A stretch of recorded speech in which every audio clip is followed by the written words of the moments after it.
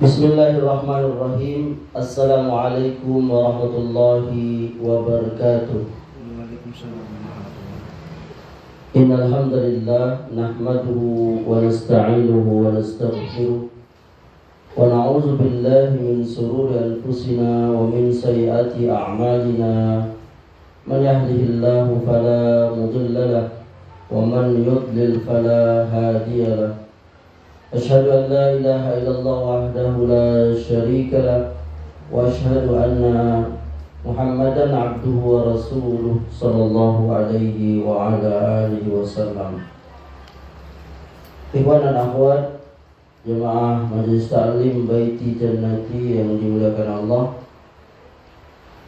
alhamdulillahirabbil alamin, kita bersyukur kehadirat Allah Subhanahu wa taala. Sebagaimana biasanya di malam Ahad ini, kali ini kita sudah masuki bulan September ya. Yang pada kesempatan pekan yang lalu kita libur karena ada kajian Syekh. Maka pada kesempatan malam hari ini yang bersedia menjadi tuan rumah ada saudara kita Irfan. Semoga ini menjadikan kajian ini di rumah beliau, rumah tangga beliau semakin sakinah mawaddah, diberkahi oleh Allah Subhanahu wa taala, baik dalam rumah tangganya, rezekinya, ilmu dan amalnya, dan Allah masukkan beliau dan keluarganya ke dalam surga, amin ya rabbal alamin. Ikhwan dan akhwat yang dimuliakan Allah, mari kita lanjutkan pelajaran kita. Kita akan melanjutkan yakni dalam rangka pendidikan terhadap anak kita. Pada pelajaran sebelumnya kita telah sampaikan bahwa pendidikan atau ajaran yang pertama kali kita ajar kepada anak kita adalah persoalan akidah dan juga tauhid, betul ya? Maka kita masuk yang kedua, hal atau pelajaran yang wajib kita ajarkan kepada anak kita adalah as-sunnah. Seorang orang tua muslim, dia mengajarkan kepada anaknya as-sunnah. As-sunnah secara bahasa maknanya adalah at-tariqah atau as-sirah, yang artinya jalan. Secara bahasa lughah atau secara etimologi, yakni jalan yang baik atau jalan yang buruk, yang hasanah atau sayyi'ah. Sedangkan yang kita maksudkan dalam pembicaraan kita, sunnah di sini adalah yakni sunnah secara syariat atau syarak. Dalam hal ini dia memiliki dua makna, dua arti yang bisa kita pahami dari sunnah yang di zaman Nabi Sallallahu Alaihi Wasallam, sahabat, tabi'in dan tabi'ut tabi'in, dan juga para ulama yang mengikuti perjalanan mereka. Yakni pertama, sunnah dalam arti perjalanan Nabi Sallallahu Alaihi Wasallam dan para sahabat di dalam mengamalkan dan mendakwahkan Islam yang sempurna, atau pengamalan Islam yang terjadi pada zaman Nabi Sallallahu Alaihi Wasallam dan zaman para sahabat radhiyallahu anhum, yakni ijma' atau kesepakatan mereka. Maka sunnah yang kita maksud ini, dia adalah yang menjadi lawan bagi bid'ah. Kita ulangi ya. Sunnah yang kita sebutkan pengertiannya tadi, nah itu adalah yang dia menjadi lawan bagi bid'ah. Yang kedua, sunnah dalam arti sama dengan hadis. Ya. Sunnah yang artinya sama dengan hadis. Yaitu perkataan beliau sallallahu alaihi wasallam, perbuatan beliau sallallahu alaihi wasallam, dan takrir. Apa itu takrir? Persetujuan. Yakni Nabi sallallahu alaihi wasallam bersetuju atau setuju atas perkataan dan perbuatan para sahabat, baik yang beliau ketahui langsung atau dia mendapat cerita, kabar dari orang lain. Lalu Nabi SAW menyetujuinya atau mentakrirnya, takrir. Nah, bagaimana Nabi SAW mentakrirnya itu kita ketahui, setuju. Bagaimana? Caranya adalah beliau diam. Arti kalau beliau diam berarti beliau apa? Setuju. Atau beliau tersenyum, atau bahkan tertawa. Nah, itu semua masuk daripada yang namanya bagian daripada takrir. Kalau Bapak tadi beliau diam, senyum, atau bahkan tertawa. Karena kalau itu salah atau pelanggaran syariat, pasti beliau tidak akan diam. Pasti beliau akan menegur orang itu. Paham ya? Jadi itu namanya takrir. Oleh karenanya sunnah dalam artian dua buah tadi itu, yakni artian pertama tadi perjalanan Nabi dalam memahami, mendakwahkan Islam secara kafah. Yang kedua, sunnah dalam arti hadis, yaitu perkataan, perbuatan, dan takrir beliau. Telah datang begitu banyak perintah itu kepada kita dari Quran dan sunnah. Dalilnya mana? Misalnya surah Al-Hasr ayat 7 itu.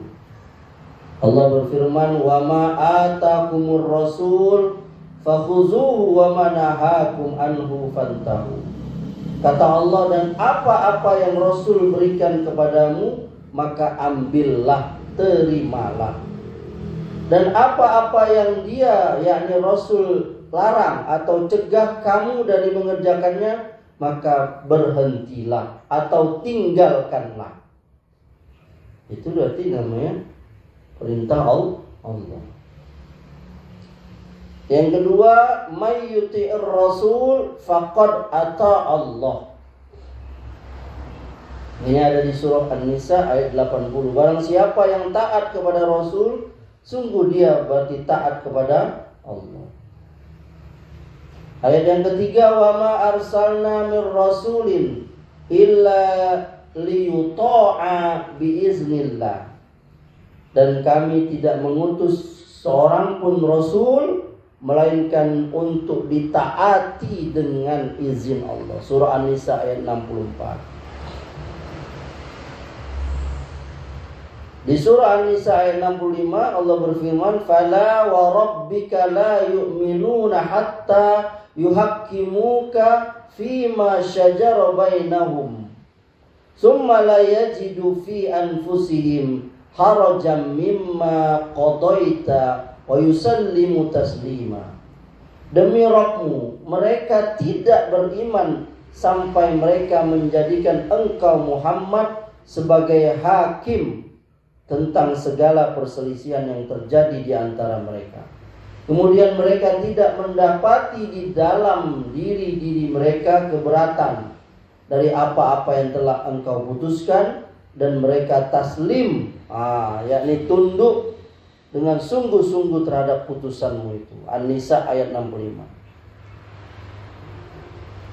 Kemudian di surah Al-Hujurat ayat 1, ya ayyuhallazina amanu la tuqaddimu baina yadayillahi wa rasulih. Hai orang yang beriman, janganlah kamu mendahului Allah dan Rasulnya. Berkata sahabat Ibnu Abbas, firman Allah, jangan kamu mendahului Allah dan Rasulnya, maksudnya itu adalah jangan kamu mengatakan yang menyelisihi Al-Quran dan Sunnah.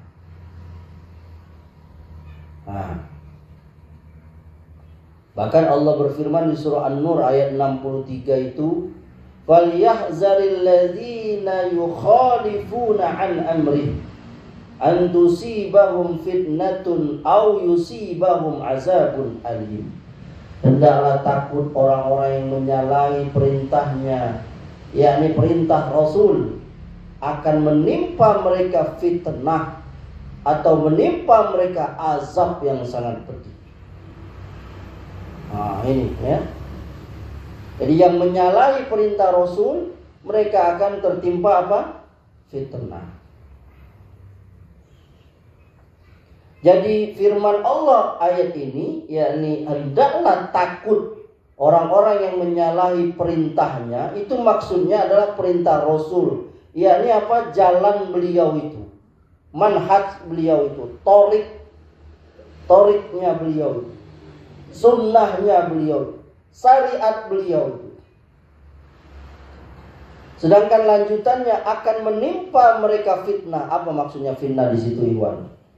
Fitnah di situ maksudnya kekufuran, yakni kufur, atau syirik, atau murtad, atau nifak, munafik, atau bid'ah.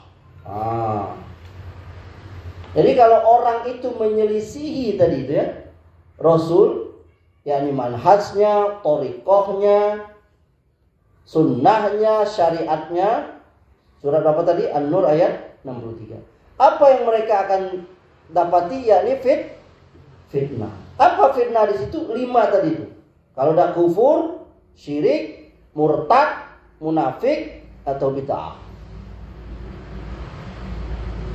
Yakni siapa saja yang menyelisih Nabi Sallallahu Alaihi Wasallam, dia bisa terkena 5 itu.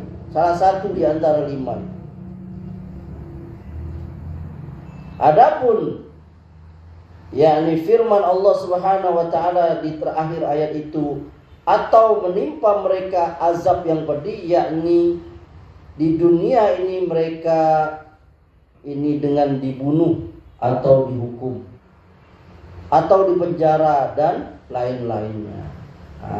Itu ya. Oleh karenanya ayat ini, ikhwan yang mulia ini, kita dapat 2 faedah. Yang pertama, perintah mengikuti sunnah Rasul dan tetap berada di jalannya. Adapun buah yang dihasilkan ialah istiqomah di dalam din, selamat dari fitnah dan azab di dunia. Yang kedua, larangan menyalahi sunnah Rasul, yang akibatnya tadi apa? Akan terkena fitnah dan azab yang sangat pedih. Kan Rasulullah sudah bersabda, ya, taraktu fikum amrotaini lan tadillu ma tamassaktum bihima kitaballah wa sunnata nabiyya. Aku tinggalkan kepadamu 2 perkara yang selama-lamanya kamu tidak akan tersesat selama kamu berpegang dengan keduanya. Apa itu, ikhwan? Al-Quran dan Sunnah. Ya. Maka hadis ini memberikan 2 faedah penting bagi kita, ikhwan. Pertama, bahwa kita akan tersesat dan tetap berada di dalam kesesatan. Catat itu. Selama-lamanya kita akan tersesat dan tetap berada di dalam kesesatan selama-lamanya apabila kita meninggalkan Alkitab dan Sunnah. Meskipun kita meninggalkan yang kita tinggalkan Al-Quran dan Sunnah, meskipun pada lahirnya yang kita tinggalkan itu hanya satu. Paham gak? Bahwa kita akan tersesat dan tetap berada di dalam kesesatan selama-lamanya apabila kita meninggalkan Alkitab dan Sunnah. Meskipun pada lahirnya yang kita tinggalkan itu hanya satu. Kenapa? Karena meninggalkan salah satunya berarti kita telah meninggalkan kedua-duanya sekaligus. Karena Quran dan Sunnah itu tidak bisa dipisah. Bahkan kata para ulama, Sunnah itu lebih membutuhkan Quran. Iya nggak? Kenapa? Karena kita nggak bisa ngamalin satu ayat Quran saja tanpa Sunnah. Quran memang nyuruh kita dirikan sholat, aqimis sholat, tapi Quran tidak menjelaskan bagaimana cara mendirikan sholat. Semuanya itu ada di mana? Di Sunnah. Yang sampai kepada kita hadis. Berapa rakaatnya, apa yang dibaca, ada tidak di Quran? Tidak ada. Makanya benar kata Nabi SAW, inni qad taraktu fikum say'aini lan tadillu ba'dahuma kitabullah wa sunnati walan yatafarraqa hatta yarida alayyal haudi. Kata beliau, sesungguhnya aku telah meninggalkan kamu dua perkara yang kamu selama-lamanya tidak akan tersesat sesudah kamu berpegang dengan keduanya. Yakni apa itu? Kitabullah dan Sunnah. Dan kedua-duanya itu selamanya tidak akan pernah berpisah sampai keduanya itu akan datang kepadaku di telagaku. Ini hadis riwayat Imam Hakim,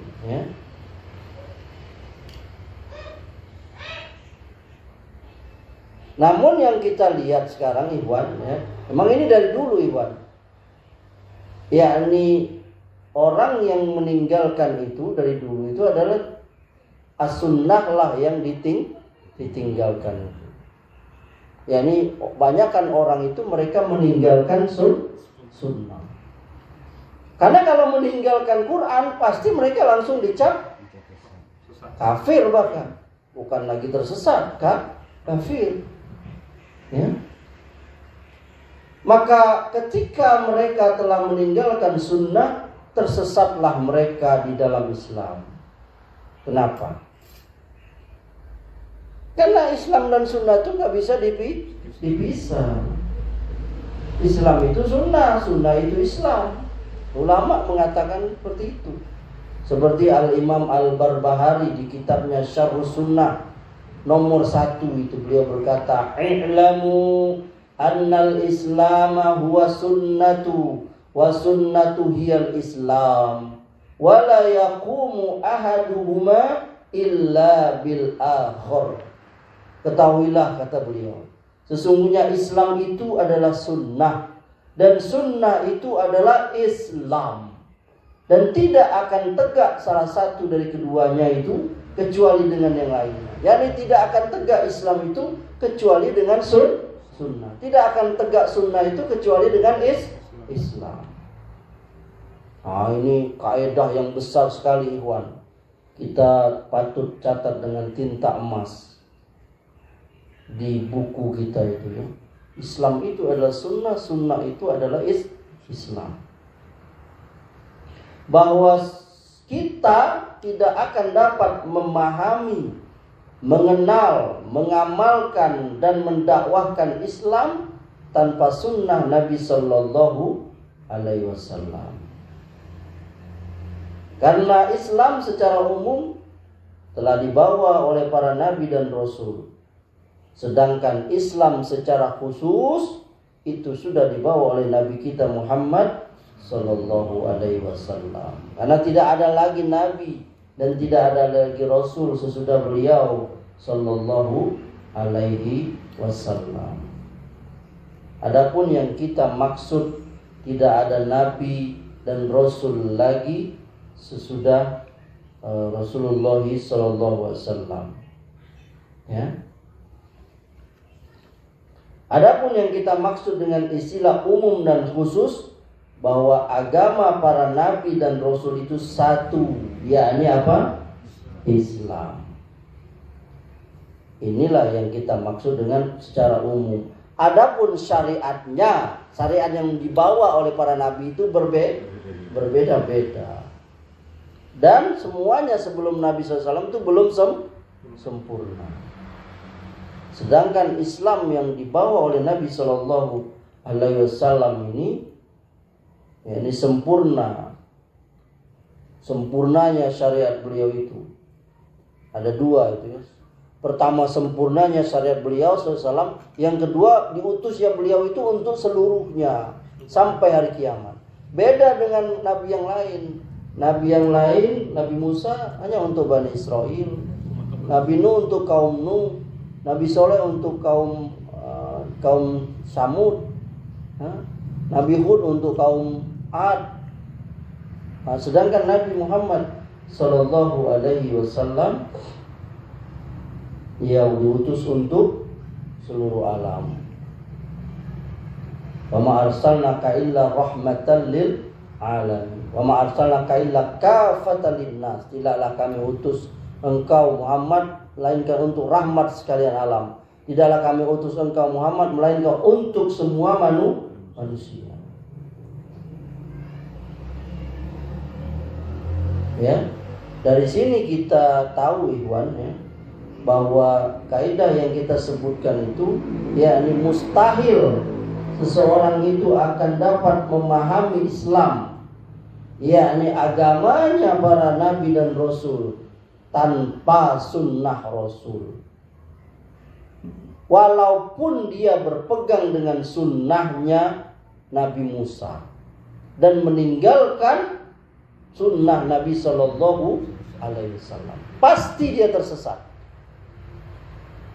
Apa kata beliau? Wallazi nafsu Muhammadin biyadi lau asbaha fikum Musa summa taba'tumuhu wa taraktumuni la dolaltum. Lihat, ini kaidah yang besar nih, Iwan. Kata beliau, demi Allah yang jiwa Muhammad ada di genggamannya, kalau sekarang ini Musa berada di tengah-tengah kamu, kemudian kamu ngikutin Musa itu, lalu kamu tinggalkan aku, pasti kamu tersesat. Bayangkan, Musa itu nabi azim, nabi agung, nabi besar. Apa besar? Dia adalah seseorang yang diajak bicara langsung oleh Allah. Innani anallah. Allah langsung bicara, yakni Allah suruh Nabi Musa naik ke mana? Bukit Tursina. Buka kasutmu itu, buka sendalmu itu Musa. 40 hari beliau meninggalkan siapa? Kaum nabinya Bani Israel itu, yang akhirnya mereka menyembah sapi yang dibuat dari perhiasan itu. Itu nabi besar Musa itu. Nabi agung. Salah satu ulul azmi. Nabinya Bani Israel. Beliaulah yang menasihati Nabi SAW untuk minta keringanan sholat yang awalnya 50 waktu dari semalam sampai 5 waktu.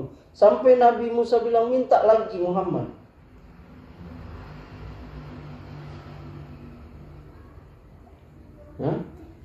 Minta lagi keringanan.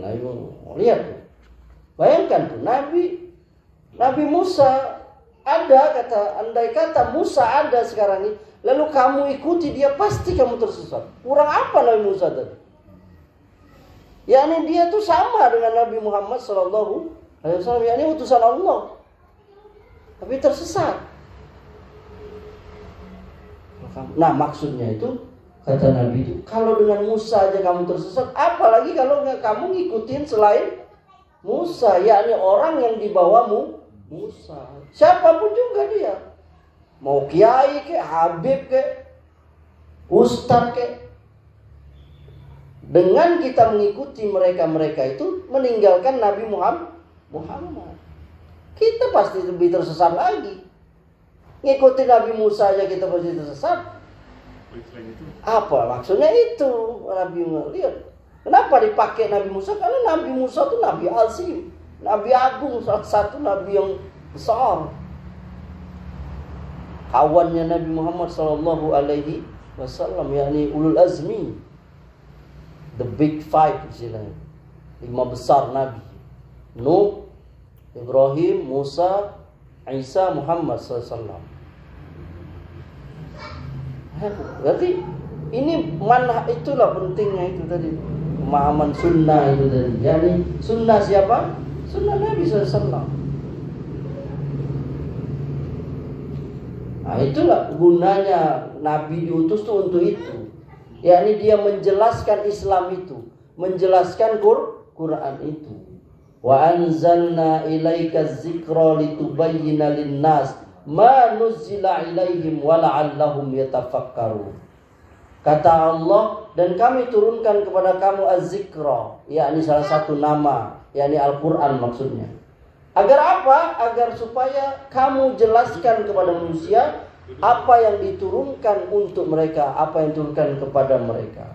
Nah ini tegas sekali ayat ini ya Iwan ya. Yakni Nabi itu diutus untuk mubayyin, sebagai penjelas, bayan. Beliau menjelaskan ini makna Quran ini. Ya. Adapun penafsiran Rasulullah SAW atau sunnah terhadap Al-Quran berbeda dengan mufassir ya. Ya, kalau mufassir itu dia menjelaskan Quran itu ayat per ayat dari awal sampai akhir surat. Walhasil mereka ini sangat berhajat sekali dengan sunnah karena sebab itu. Jika enggak, bagaimana mereka ini dapat memahami Quran dengan benar, apalagi mengajarkan pemahaman.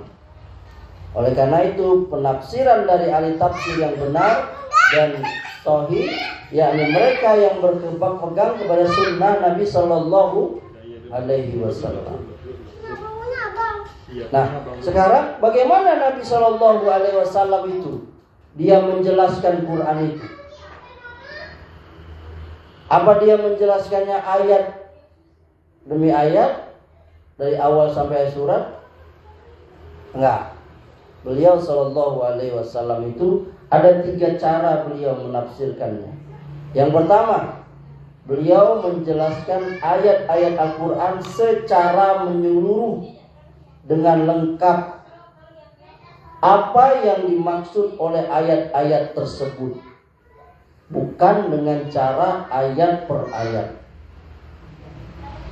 Contohnya, ketika Allah Subhanahu wa taala berfirman memerintahkan kepada kita manusia untuk mentauhidkannya dan menjauhi yang menjadi lawannya, yakni syirik. Ayat-ayat ini di dalam Al-Quran itu jumlahnya sangat banyak. Wabil khusus surat-surat yang turun di Mekah sebelum beliau hijrah, Makkiyah. Lalu beliau jelaskan apa yang dimaksud dengan tauhid, apa itu syirik. Maka terperincilah dia dan sangat dipahami oleh kita ya. Begitu pula dengan ayat-ayat, itu dikiaskan saja. Bukan ayat-ayat sholat, ayat-ayat puasa, ayat-ayat zakat, haji, dan seterusnya. Tentu kalau kita jelaskan banyak satu persatu ya. Yang kedua, Nabi SAW menjelaskan ayat per ayat. Ini lagi.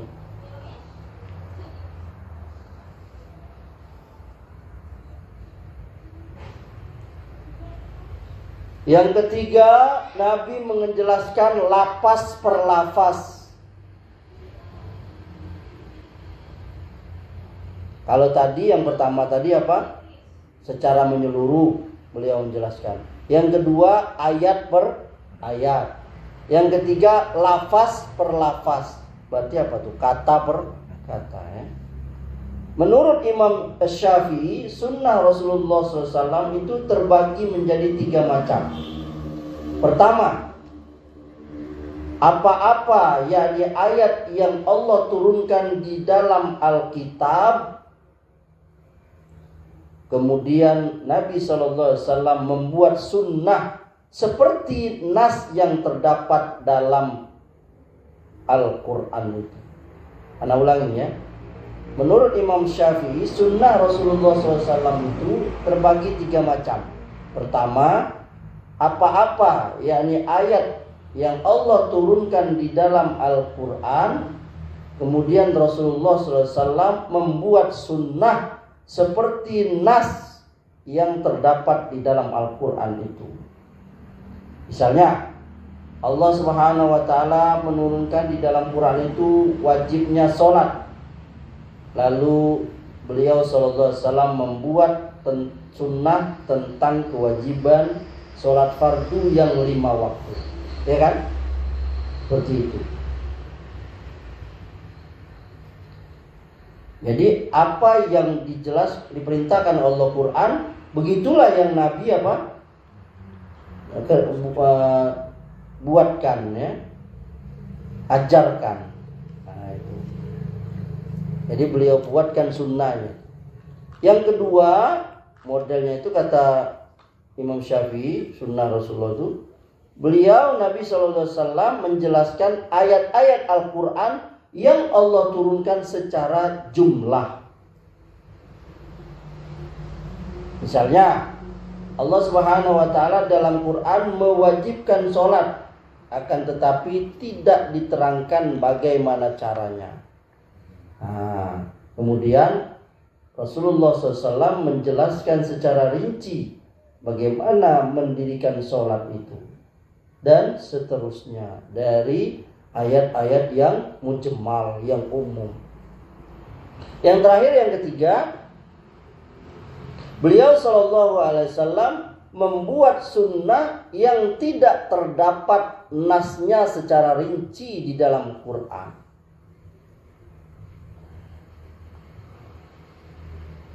Yang ketiga, beliau SAW membuat sunnah yang tidak terdapat nasnya secara rinci di dalam Quran. Apa contohnya? Misalnya beliau mengharamkan bagi laki-laki memakai cincin emas dan lain-lain. Yang dilihat kalau dari Quran itu enggak ada secara rinci. Nah, jadi kita ketahui bahwa berpegang dengan kedua wahyu ini, yakni Quran dan Sunnah itu, yakni caranya dengan bagaimana para sahabat mengamalkannya itu. Jadi dari sini kita mengetahui, Iwan, tadi itu apa? Yang perlu kita ajar kepada anak kita itu sesudah masalah tauhid, akidah, yakni kita mengajar kepada mereka sunnah. Nah, ini pentingnya, karena sunnah itu tadi itu kita bilang, dia itu adalah sebagai pengamalan Quran. Bahkan Quran itu yang membutuhkan sunnah. Nggak bisa kita mengamalkan Quran tanpa sunnah. Bahkan kata para ulama, mengamalkan Islam itu nggak bisa kita tanpa sunnah. Oleh karenanya kita wajib mengajari anak kita sunnah itu. Bagaimana Nabi SAW mengajarin cucunya itu, anak kecil ya, ketika anak itu makan bersama-sama orang dewasa, lalu dia mengambil tangan kanan kirinya, lalu dia mengambil yang bukan dekatnya, maka Nabi, ya ghulam, samillah, fakul biyaminik, fakul mimma yalik, kata beliau. Wahai anak kecil, sebutlah nama Allah, makanlah dengan tangan kananmu, dan makanlah yang di dekat. Lihat, Nabi SAW mengajari anak itu sunnah, yakni sunnah bakat. Pernah juga ada cucu beliau, yakni dia sedang mengunyah, yakni korma sedekah. Lalu Nabi SAW, huk keluarkan. Nabi itu mengajari. Maka kita jangan ragu dalam mengajari anak kita tentang kebenaran, tentang apalagi hal yang sunnah, yang wajib. Harus dikasih tahu anak itu dari kecil sehingga dia paham. Oh ini kotor, oh ini najis, oh ini haram. Anak itu dari sejak dia paham apa yang kita omong sudah kita ajarkan. Nah, ini menunjukkan pentingnya itu yang namanya sunnah itu.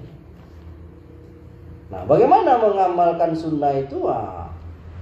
Itu yakni dengan cara seperti yang dikerjakan oleh para sahabat. Maka nanti kita akan mengajari anak kita tentang manhaj. Mungkin pada pertemuan yang akan datang, karena ini pembahasannya agaknya lebih panjang ya dibanding dengan sunnah tadi. Mungkin pada pertemuan yang akan datang, karena waktu mungkin tidak cukup lagi kalau kita masuk ke pembahasan manhaj itu. Maka kita simpulkan bahwa setelah kita mengajari anak-anak kita yakni tentang akidah, tauhid yang menyelamatkan dia, maka mengajari anak kita tentang sunnah.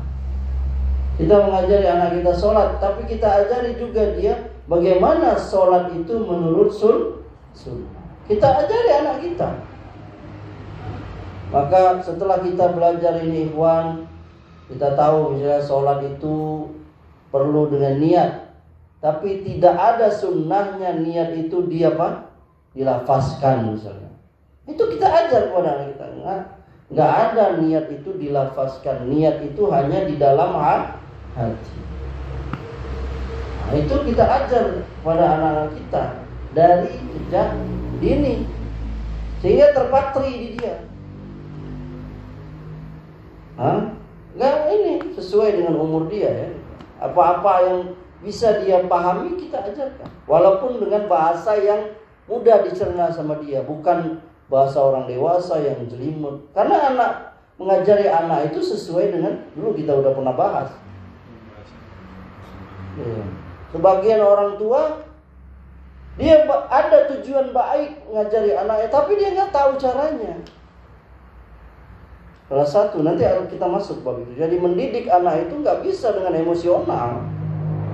Bagaimana orang tua anak-anak masih balita dibentak-bentak sehingga hatinya jadi apa?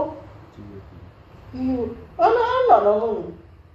Dia bukan orang dewasa yang udah paham tentang apa yang dikatakan orang, perintahkan orang.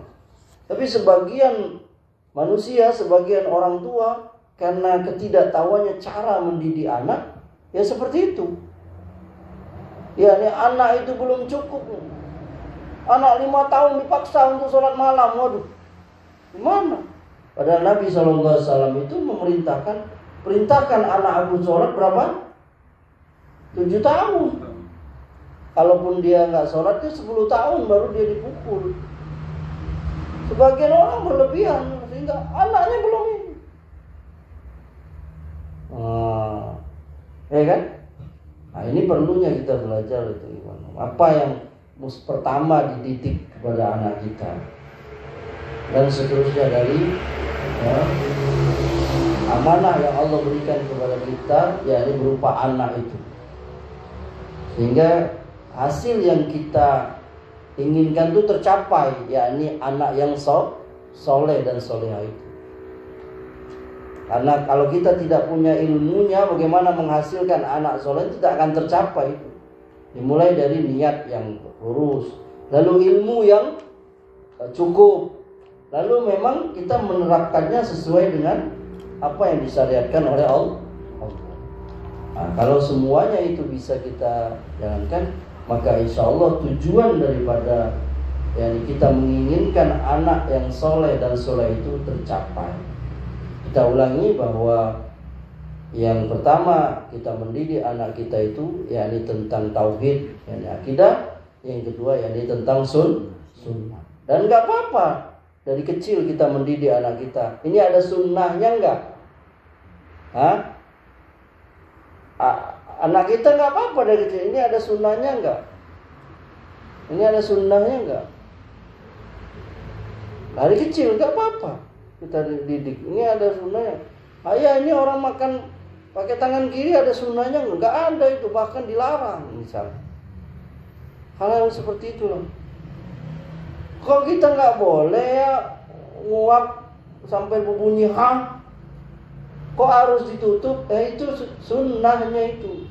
Ya ini nggak boleh nguap itu sampai suara ha, dan sunnahnya itu adalah menutup rapat mulut. Nah, hal-hal seperti itu, sehingga anak kita itu paham apa yang bersesuaian dengan ajaran Islam. Barangkali ini yang bisa kita sampaikan, ikhwan. Semoga bermanfaat. Insyaallah kita akan lanjutkan yakni pembahasan berikutnya, yakni tentang manhaj ya. Manhaj yang ini sangat penting juga untuk diajarkan kepada anak-anak kita. Demikianlah kita akhiri. Subhanakallahumma bihamdika asyhadu an la ilaha illa anta astaghfiruka wa atubu ilaik. Wabillahi taufiq wal hidayah. Wassalamualaikum warahmatullahi wabarakatuh.